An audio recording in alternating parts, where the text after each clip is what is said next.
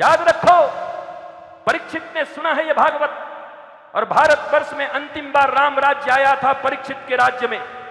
राम राज्य शास्त्रीय राज्य है।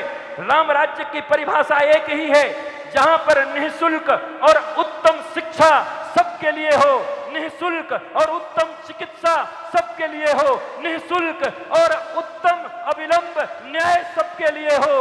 अगर ये बात स्विट्जरलैंड में आ गई तो स्विट्जरलैंड में राम राज्य आ जाएगा, भारत बैठ के देखता रह जाएगा, राम राज्य भारत में नहीं आ पाएगा। निःशुल्क और उत्तम शिक्षा, किसी डीपीएस और किसी में एडमिशन कराने के लिए तुम्हें किसी से पैसे मांगने के लिए, उधार लेने के लिए, करप्शन करने की जरूरत नहीं पड़ेगी। भारत का हर बच्चा, चाहे तुम गरीब हो, चाहे तुम अमीर हो, चाहे वो प्रधानमंत्री के बच्चे हो, चाहे बलदेव में किसी एक साधारण दुकान वाले का बच्चा हो, ठेले वाले का बच्चा हो, उनके भी पढ़ने की एक ही व्यवस्था रहेगी। तुम्हारी किडनी भी खराब हो गई तो तुम्हें अपने जमीन बेचने की जरूरत नहीं होगी, कर्ज लेने की जरूरत नहीं होगी, बेघर होने की जरूरत नहीं होगी। तुम्हारा भी इलाज वहीं पर होगा जहां इस देश के सबसे बड़े व्यक्ति का इलाज होगा।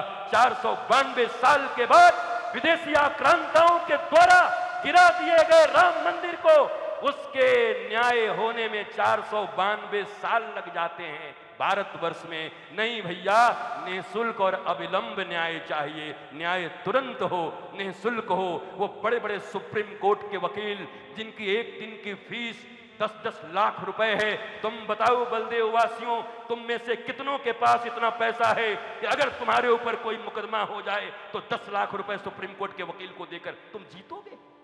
न्याय मिलेगा तुम्हें? तुम्हारी ये चिंता नहीं है? तुम भी वही करते हो। तुम्हारे बेटे बेटी भी अगर कुछ बन जाएं तो उनको भी झोंक देते हो, कान में मंत्र डाल देते हो, बाप बड़ा ना भैया, सबसे बड़ा रुपया, कमाओ बेटा, कमाओ बेटा, भर दो हमारा घर लाके। तुम भी यही कह देते हो। तब क्यों नहीं संस्कृति की बात कहते?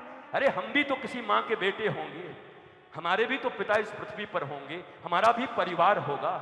आखिर उन्होंने भी भारत के लिए, संस्कृति के लिए, देश के लिए अपने बेटे का दान किया होगा आनंद के साथ कि देश की सेवा करो, राष्ट्र की सेवा करो, भागवत की सेवा करो। उनकी भी तो इच्छा होगी खूब कमा के भर दें। आपको जानकर आश्चर्य होगा, एक पैसे का लेन देन नहीं है किसी से परिवार में आज भी। नैतिकता और ईमानदारी से जिंदा रहिए, मौज में रहेंगे, मस्ती में रहेंगे।